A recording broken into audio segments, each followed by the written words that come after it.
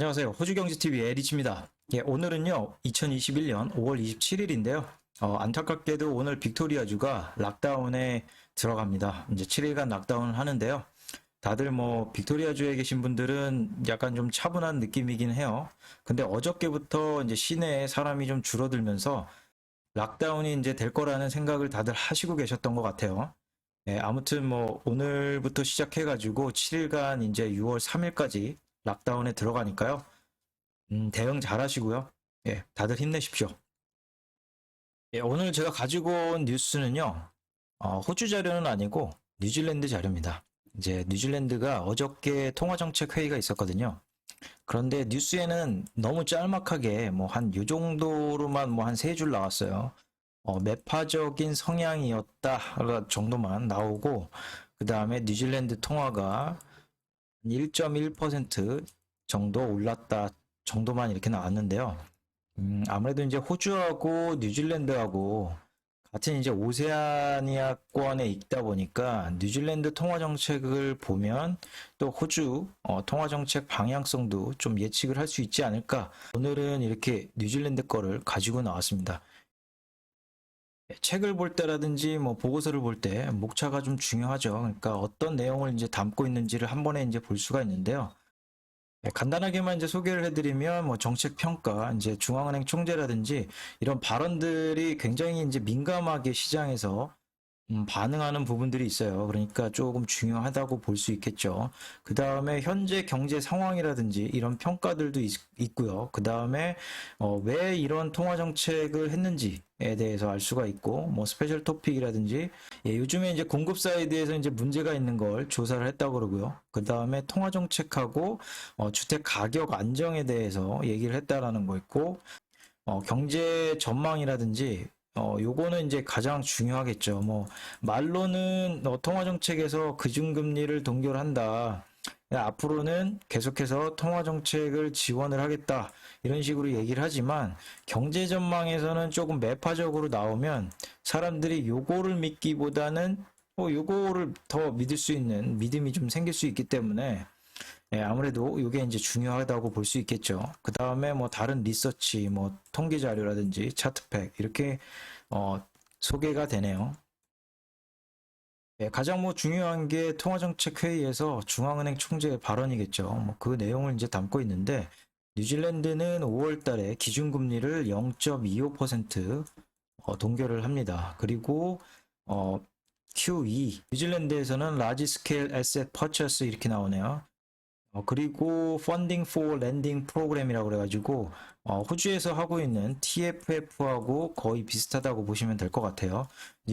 뉴질랜드에서는 FLP로 소개가 되는데 은행에다가 0.25% 자금을 빌려주게 되면 은행이 이제 저금리로 자금을 이제 받았으니 중소기업이라든지 가게, 모기지 대출이라든지 대출을 해주는 거죠.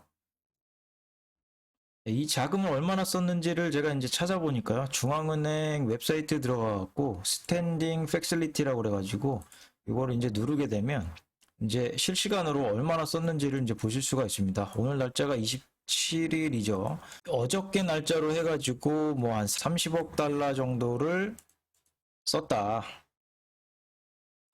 간단하게 이제 내용을 제가 이제 요약해가지고 이제 말씀을 드리면요.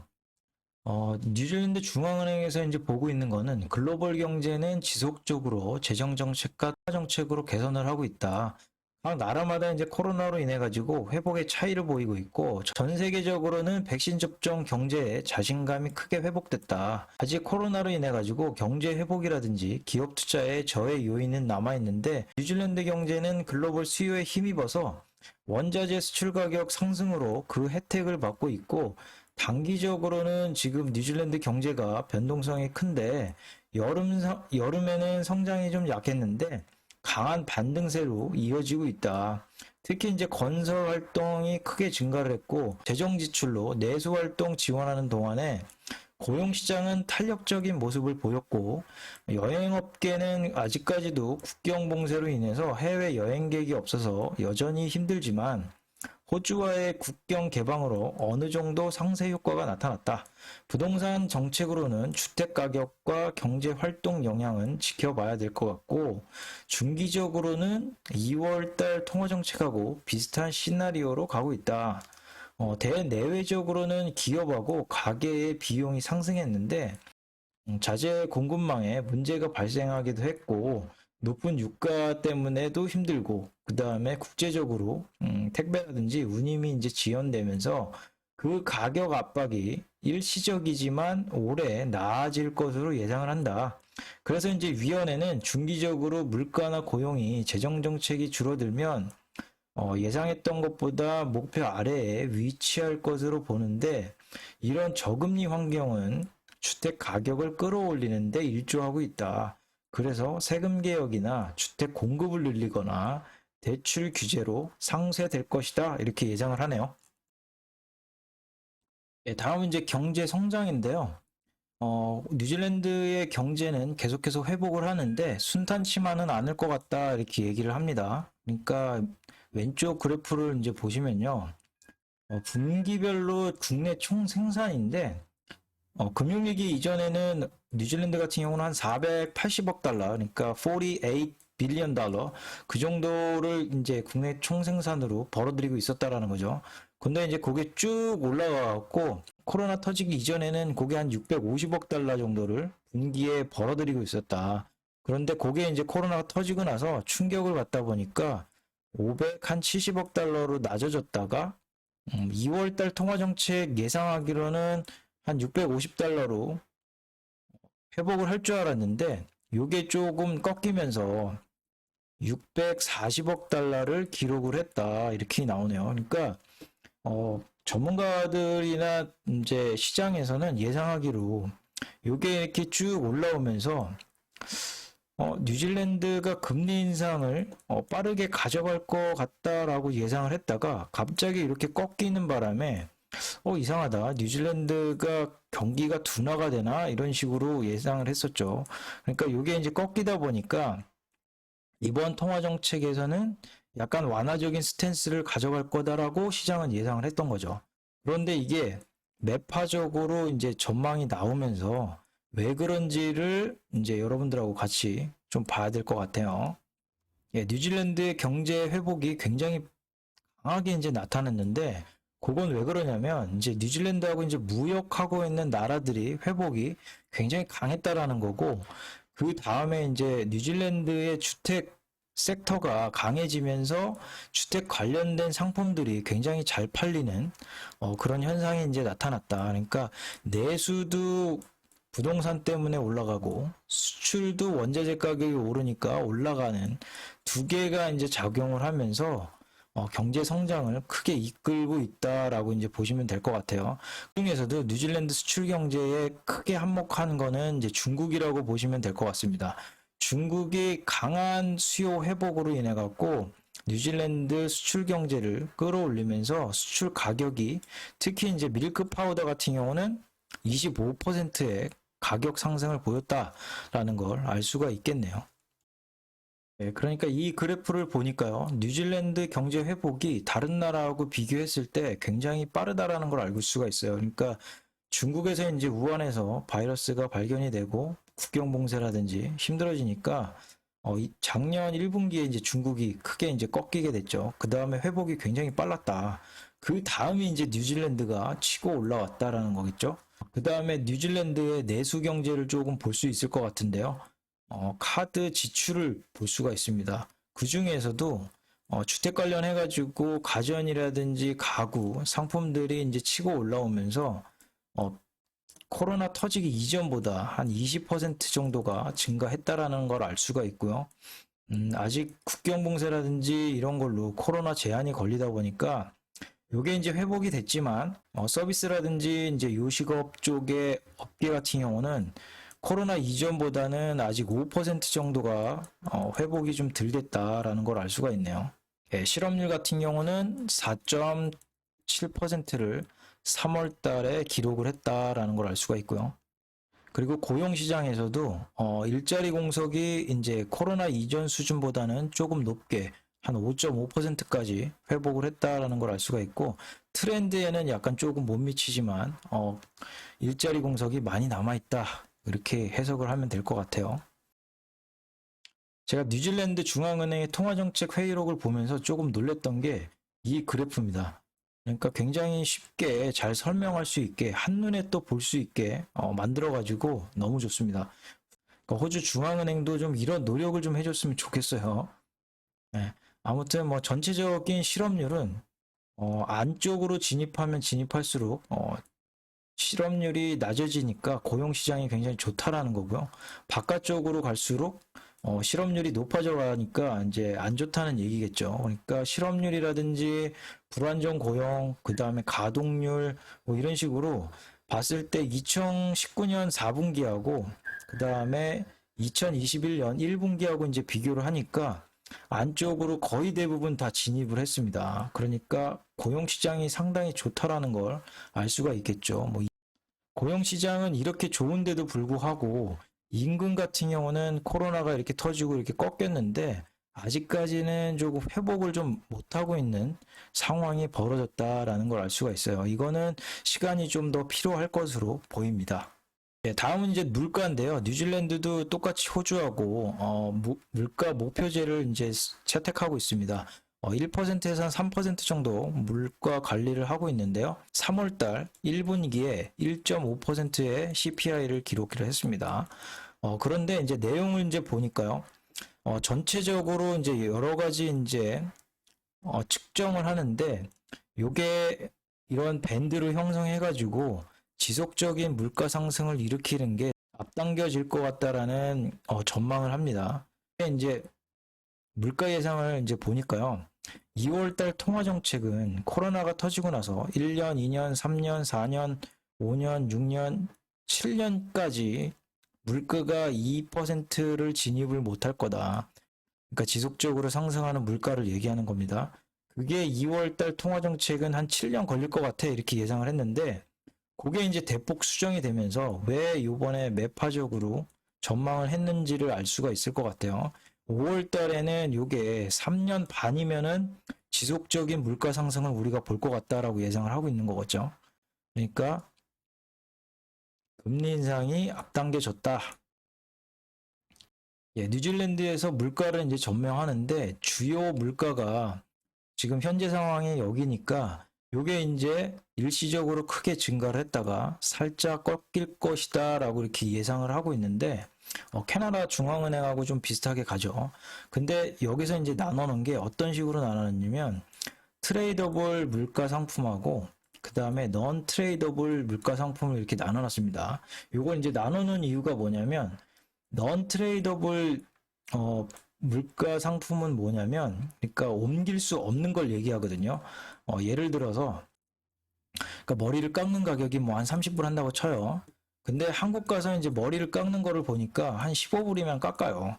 근데 사람들이 한국이 싸니까 비행기를 타고 한국까지 가갖고 머리를 자르진 않죠. 그러니까 그런 상품들을 넌 트레이더블 상품이라고 부르고요. 그 다음에 이제 트레이더블 상품 같은 경우는 뉴질랜드에서도 뭐 예를 들어서 뭐 현대자동차의 뭐 i30가 뉴질랜드에서 뭐 한 2만 불 정도 한다. 근데 뭐 환율 계산해가지고 계산을 해보니까 한국에서도 뭐 한 2천만 원이면 사더라. 그래서 이제 거의 비슷한 가격에 판매가 되고 있다. 그런 상품들 같은 경우는 이제 트레이더블이라고 볼 수 있을 것 같아요. 그러니까 근데 예전 같은 경우는 그런 상품들이 이제 들어옴으로 해가지고 물가를 이렇게 낮추는 경향이 있었는데 이런 게 요즘 들어가지고 공급 사이드에 이제 물가 상승을 일으키다 보니까 예를 들어서 뭐 원자재가 가격이 이제 오른다. 그렇다 보니까 수급이 이제 잘 안 되다 보니까 소비자한테 이제 전가가 되면서 요게 물가 상승을 일으킬 거다라고 보고 있는 거죠. 근데 이제 뉴질랜드 중앙은행에서는 요게 이제 공급 사이드가 계속해서 공급 사이드가 문제가 일으키지는 않을 거다라고 예상을 하고 있어요. 그러니까 올해에 그러니까 연말로 이제 접어들면서 그 공급 사이드가 개선이 되면서 점차적으로 낮아질 거다라고 예상을 하고 있는 겁니다. 요거는 이제 주요국 뉴질랜드하고 무역을 하고 있는 나라들을 이제 묶었는데요.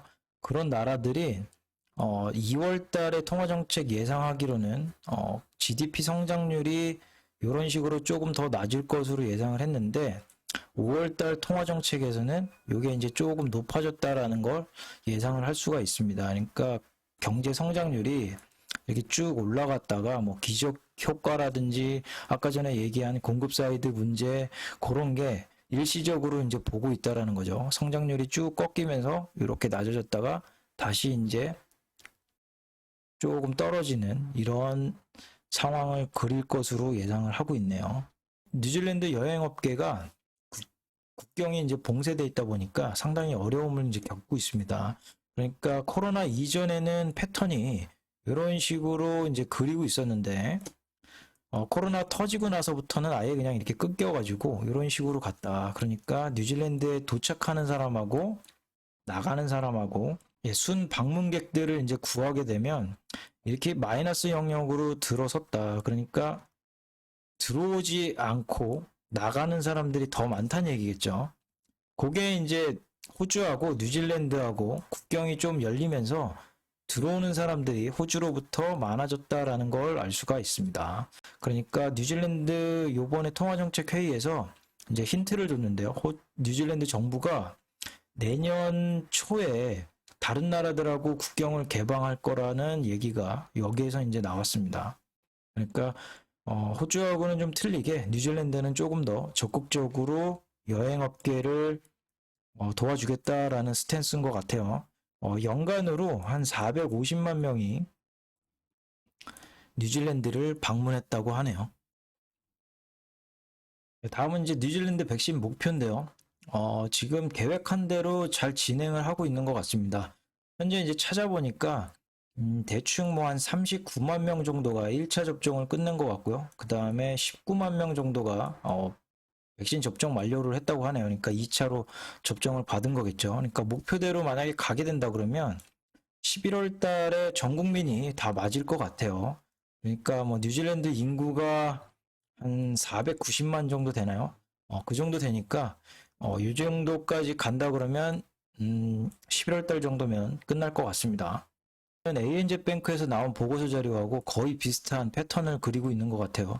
그러니까 급격하게 오른 게 급격하게 떨어진다. 무엇 때문에요? 정부의 강력한 부동산 잡기 의지하고 그 다음에 중앙은행의 대출 규제 때문에 쭉 낮아질 거다라고 이제 보고 있는 거죠. 그러니까 제가 영상을 이제 올려드렸던 게 DTI 규제가 들어가게 되면 그 강력한 힘이 4개월에서 한 5개월 있다가 정점을 찍습니다. 그러니까 그게 이제 정점을 찍게 되면 여기서부터 이제 조금씩 서서히 이제 다시 올라갈 소지가 있는 거죠. 그런데 이 상태에서 만약에 뉴질랜드 중앙은행이 금리 인상을 가져간다 그러면 그게 이제 어떻게 되는지 또 봐야 될 것 같아요. 다음은 이제 실업률이 어떻게 변화할 건지 예상한 건데요. 2월 달에 예상하기로는 조금 높아서 한 5.2% 정도 연말까지 갈 것으로 예상을 했는데 그게 이제 확 낮아져가지고 이 정도 갭이 이제 낮아진 거죠. 5월 달에는 한 4.7% 정도, 4.6% 정도까지 낮아지면서 서서히 날이 갈수록 낮아질 거다. 그러니까 뭐 한 4.3%까지 낮아질 것으로 예상을 하고 있네요. 물가 예상인데요. 물가 예상 같은 경우는 2021년에 말 되기 전에 일시적으로 이렇게 쭉 올라서 2.6에서 한 2.7% 정도 되는 것 같아요. CPI가. 그 다음에 그게 이제 일시적이기 때문에 쭉 낮아졌다가 다시 이제 올라가는 현상을 볼 거다라고 이제 생각을 하고 있는 것 같고요. 이제 가장 중요한 이제 왜 매파적이었냐라고 봤을 때 이제 뉴질랜드 중앙은행에서 금리 인상 시기를 이렇게 만들어줘 가지고 시장에서는 반응이 조금 뜨겁긴 했습니다. 뉴질랜드 달러가 굉장히 급하게 올라갔죠. 그러니까 연말 정도 지나서 내년 22년도 한 하반기 정도 들어서게 되면 금리 인상을 한번 가져갈 거다라고 이제 보고 있는 것 같아요. 그 다음에 2023년에는 1%까지, 그러니까 세 차례 금리 인상이 시작되는 거죠. 그 다음에 1.75%니까 2023년도 되면은 1.75%까지 올라간다라고 예상을 하고 있는 것 같아요. 굉장히 강하게 금리 인상이 갈 것 같다라고 예상을 하고 있습니다. 그러니까 호주에서도 이렇게 본다 그러면은 만약에 뉴질랜드가 간다 그러면 호주도 이렇게 갈 소지가 굉장히 크다. 근데 캐나다 중앙은행이 지금 테이퍼링을 하고 있죠. 그 다음에 호주 같은 경우는 지금 아직까지 이런 신호들이 제대로 좀 좋은 신호들이 안 나와가지고 조금 더 지켜봐야 되겠지만, 뉴질랜드 같은 경우도 이렇게 긴축적인 매파적인 성향의 보고서를, 통화정책을 이렇게 내놨습니다. 그러니까 캐나다하고 뉴질랜드는 가는데 호주가 이걸 못 쫓아가면 굉장히 골 때리는 상황이 벌어질 것 같기는 해요. 그러니까 그거를 조금 경계해야 된다. 뉴질랜드 중앙은행에서도 물가가 뭐 일시적일 거다 아니면 지속적일 거다에 대해서 이렇게 연구를 한 것 같아요. 그러니까 예를 들어서 이거는 핑크색 같은 경우는 지속적인 물가인데 일의 가격에 이제 영향을 미쳐서 지속적으로 물가가 상승하는 현상을 그릴 거다라고 이제 보는 거고, 그 다음에 이제 물가가 이렇게 떨어져서 2%에 이제 고정돼서 이렇게 쭉 내려갈 거다라고 이제 보고 있는데, 그게 이제 뉴질랜드에서 어떤 상황이었냐면 2010년도에 부가가치세를 올렸을 때 그런 현상이 나타나더라. 예를 들어서 이런 거죠. 그러니까 100불짜리 제가 선글라스를 산다고 보면 부가가치세가 이제 10%였어요. 이 안에. 그런데 이제 부가가치세를 올리니까 한 뭐 20%로 올렸다고 봅시다. 그런데 이제 선글라스를 사려고 보니까 가격이 이제 한 조금 더 올라가지고 한 120불 정도를 받는 거예요. 부가가치세가 이제 올라갔으니까 선글라스를 만드는 공장에서는 우리가 부가가치세를 낼 수가 없다. 고객들한테 이제 전가를 시키게 되는 거죠. 그래서 120불짜리 선글라스를 과연 내가 이걸 필요로 하나 이렇게 한번 생각하게 되는 거죠. 그러니까 소비가 조금 더 위축되면서 디플레이션 압력이 발생을 하다 보니까 이게 이제 점차적으로 낮아지면서 이렇게 쭉 지속적으로 간다라는 걸 연구를 한 것 같아요. 그런데 이번에는 이제 일시적이다라고 이제 보는 이유가, 예를 들어서 이제 국제 오일 가격이라든지 요게 이제 기저효과로 떨어졌다가 올라가면서 지금 이제 유지를 하고 있죠. 근데 이게 올라갈 거냐 지속적으로, 여기서 여기 떨어졌다가 여기서 이제 여기 상승한 거는 이제 상승폭이 굉장히 상승률이 컸는데, 얘가 이제 올라간다고 쳐도 이게 이만큼 올라가지는 않을 거다. 그렇기 때문에 여기 상승폭이 작기 때문에 지속적으로 물가 상승률을 일으키지 않는다라고 이제 보고 있는 거겠죠. 그러니까 물가가 이런 식으로 올라갔다가 떨어져서 다시 이제 상승하는 모습을 보일 거다라고 이제 전망을 하고 있는 거겠죠. 챕터 3은 통화 정책에 어떤 툴을 썼는지 뭐 이렇게 설명하는 내용이어가지고 아까 전에 뭐 설명해드린 내용하고 좀 비슷합니다. 그러니까 0.25% 기준금리 동결하고, 그 다음에 뉴질랜드 같은 경우는 국채 매입을 100 빌리언 달러 하고 있다라는 거고, 그 다음에 FLP 자금이 0.25%로 은행들한테 2022년 12월 달까지 연장해가지고 제공을 하고 있다. 그게 이제 30억 달러 정도 썼다라는 걸 알 수가 있었고요. 뭐 이것도 마찬가지로 공급 사이드에서 원자재 가격이 크게 올랐다. 그러니까 예를 들어서 2000년도하고 비교를 해보니까 전체적인 원자재 가격이 뭐 한 4.5배 정도 올랐더라. 그 다음에 뭐 운임비가 역대급으로 지금 올라왔다라는 걸 알 수가 있고요. 그러니까 일자리도 지금 코로나 이전보다 상당히 많은 수가 남아돌고 있다라는 걸 알 수가 있어요. 그러니까 전체적으로는 일자리가 지금 늘어난 게 뭐 한 20% 정도는 일자리가 더 늘어났다라는 걸 알 수가 있습니다. 예, 주택 가격은 다른 나라들하고 이제 비교를 해보니까 캐나다가 여기 있고 뉴질랜드가 가장 우위를 차지하네요. 그러니까 뭐 100을 놓고 봤을 때 금융위기 이후부터 봤더니만 뉴질랜드 같은 경우는 거의 한 68% 정도 상승률을 보였다라는 거고 캐나다는 뭐 한 62% 정도, 호주 같은 경우는 뭐 한 38% 정도 상승했다. 예, 독일이 또 많이 올랐네요. 그러니까 52% 정도 보였네요. 분기별로 인구 성장을 봤더니 코로나가 터지고 나서 크게 낮아졌다. 빨간색이 뉴질랜드 내에서 이제 아이들을 이제 낳는 경우인데 요 인구 유입이 거의 지금 전무한 상태다라는 걸 알 수가 있어요, 지금. 그러니까 가장 많이 인구가 성장했을 때는 3만 한 8천 명 정도가 인구가 성장이 됐는데 분기별로요. 그게 이제 낮아져 가지고 들어오는 인구 유입이 너무 적다 보니까 요게 뭐 몇천 명밖에는 안 되는 것 같아요. 그러니까 확 낮아진 거죠. 저 신다 하던 총리가 발표한 내용이 뭐냐면 일단은 이렇게 낮아졌는데 뭐 낮아진 김에 노동시장을 개혁을 하려고 하는 것 같아요. 그러니까 저임금 노동자는 쿼터제를 둬서 조금 줄이고 그 다음에 뭐 부자분들 투자 의미는 좀 늘리고 엘리트들을 받겠다라는 뜻이겠죠. 예, 다른 나라들하고 비교했을 때 기준금리가 이렇게 낮아졌다라는 걸 알 수가 있고요.